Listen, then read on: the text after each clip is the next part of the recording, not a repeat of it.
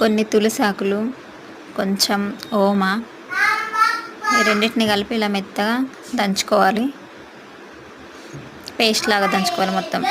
ఇలా పేస్ట్ లాగా దంచుకున్న తర్వాత దీన్ని ఒక కప్లో తీసుకొని ఆ కప్లో మనం కొంచెం తాగే వాటరు కొన్ని 2 టేబుల్ స్పూన్ అంతా కొన్ని వాటర్ వేసేసి అందులో ఉన్న రసం ఆ వాటర్లోకి దిగేలాగా ప్రెస్ చేయాలి. ప్రెస్ చేసిన తర్వాత అందులో ఉన్న వేస్ట్ని పిప్పిని స్ట్రెయిన్ చేసి ఒక గ్లాస్లో స్ట్రెయినర్తో స్ట్రెయిన్ చేసి అందులో ఉన్న వేస్ట్ని తీసేసేయాలి.